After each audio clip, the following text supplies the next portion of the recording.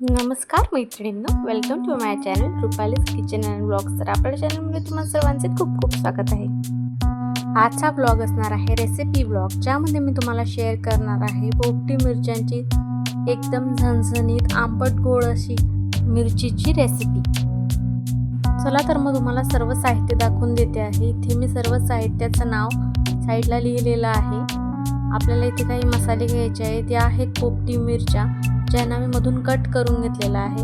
त्यानंतर इथे आपल्याला लागणार आहे गूळ, जिरं, मोहरी, कढीपत्ता, कलोंजी आणि कुटलेले धने, अद्रक, लसूण.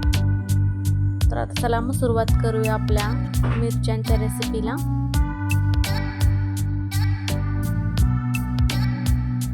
तर इथे कढाई आपण गरम होण्यासाठी ठेवली होती, त्यामध्ये तेल सुद्धा ॲड केलेलं आहे. आता आपण एक एक करून यामध्ये सर्व साहित्य टाकणार आहोत. इथे प्लेटमध्ये मी सर्व साहित्य काढून घेतलेलं आहे. धने, अद्रक, लसूण कुटलेला, कढीपत्ता, जिरं, मोहरी, कलोंजी आणि ही आहे मेथी. तर आपण यामध्ये सर्व टाकून घेऊया आणि मिक्स करून घेऊया.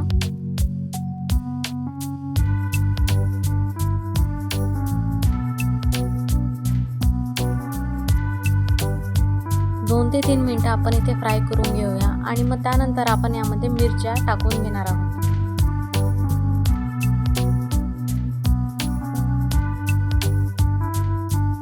आता आपण यामध्ये पोपटी मिरच्या टाकून घेणार आहोत, ज्यांना मी धुवून पुसून स्वच्छ मधून कट करून घेतलेला आहे. आणि या मिरच्या आहेत पावभर. आता आपण यांना मिक्स करून घेऊया आणि 3 ते 4 मिनिटं इथे फ्राय करून घेऊया. आता आपण यामध्ये चवीनुसार मीठ टाकून घेणार आहोत.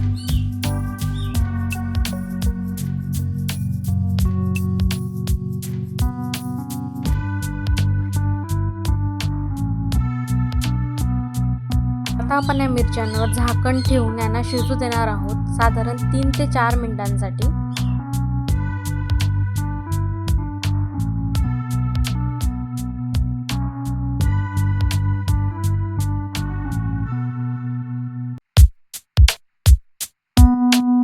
तर आता इथे 3 ते 4 मिनिटं झालेले आहेत. आता आपण इथे लीड उघडणार आहोत आणि याला मिक्स करून घेणार आहोत.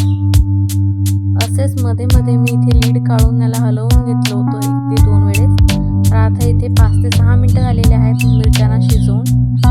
आता आपण यामध्ये काही सुके मसाले ॲड करून घेऊया. यामध्ये मी घेतलेला आहे तिखट, हळद, हिंग, धनिया पावडर आणि आमचूर पावडर. तर आता यांना आपण मिक्स करून घेऊया.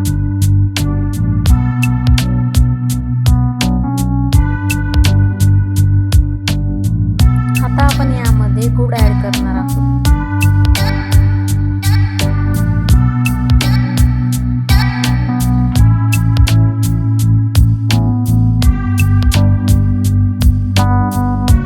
आता आपण यामध्ये अगदी थोडंसं पाणी टाकून घेतलेलं आहे. आता आपण याला झाकण ठेवून शिजू देणार आहोत 5 ते 6 मिनिटांसाठी. 5 ते 6 मिनिटं इथे झालेली आहेत. आता आपण इथे झाकण काढून बघूया. तर आपला गूळ जो आहे तो छान पद्धतीने वितळलेला आहे आणि आपल्या मिरच्या हे इथे खाण्यासाठी रेडी झालेल्या आहेत. तर अशा तिखट, गोड